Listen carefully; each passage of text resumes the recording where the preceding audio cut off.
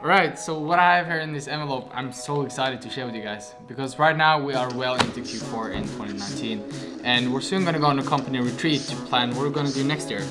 And this thing right here is going to put it in such a great place in Q1 in 2020 so we can just launch our business to a whole new level.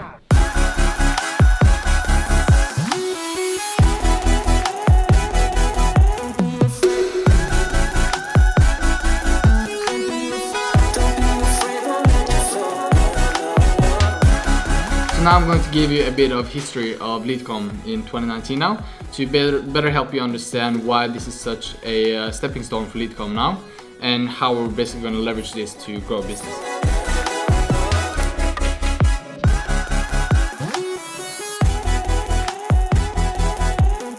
Alright, so here you can see a graph drawn showing how the revenue Leadcom has changed throughout the year.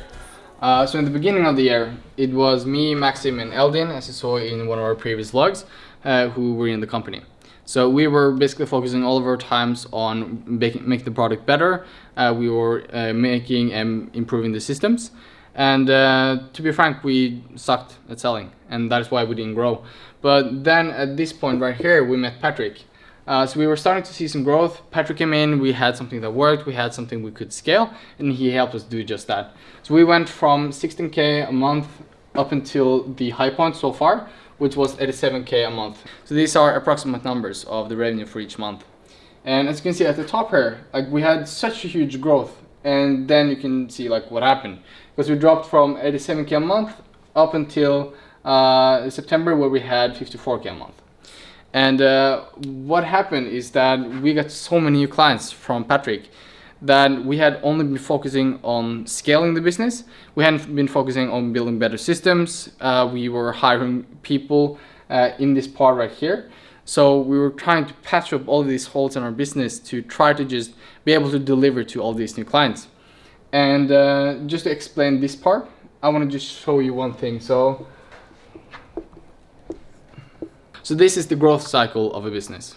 So the first thing is that you scale, and that is what happened right here. So we got a ton of more clients and we basically doubled our business.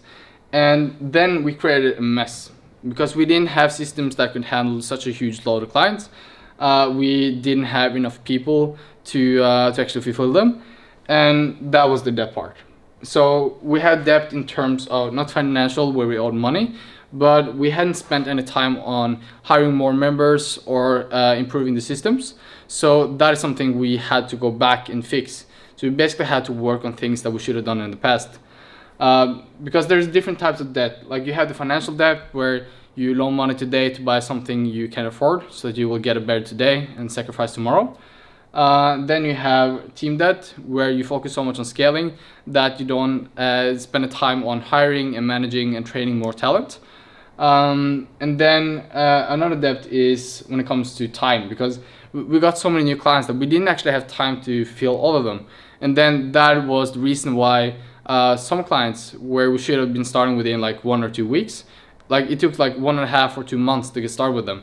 It was just such a mess in the company. So what we've done now at this part right here is that we have basically taken a look at our infrastructure. We have hired more people, we have trained more people, and we have prepared ourselves to actually handle the volume we have right now.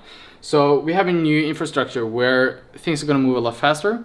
People don't have to talk to each other as much. We are basically restructuring parts of our services to be able to just start within a week instead of 2 months.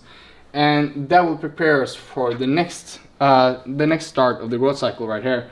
Because we scaled, we had a mess, then we paid off the debt by hiring people, making new processes, and fixing the financial situation in the company.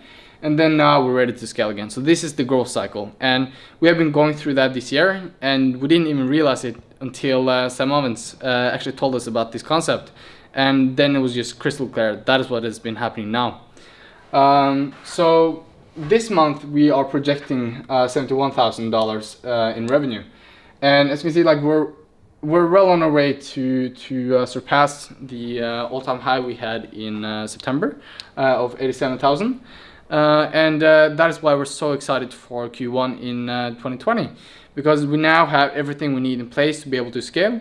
we have more money to spend on Facebook ads, we have another salesperson, and we're getting more and more clients every single day from referrals. So yeah, this is why I'm super excited, and that is why the arrow is pointing upwards.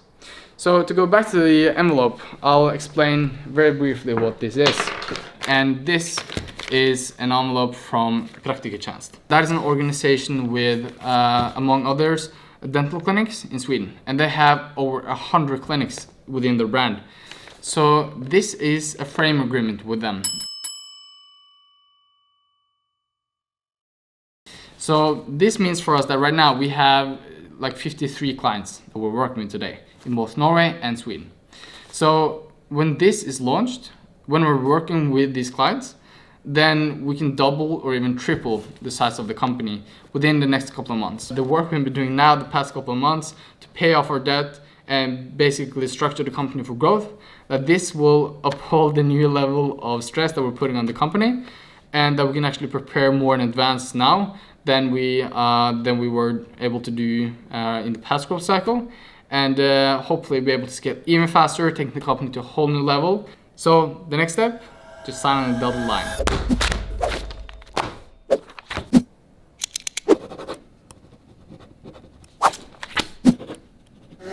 And we're ready for 2020.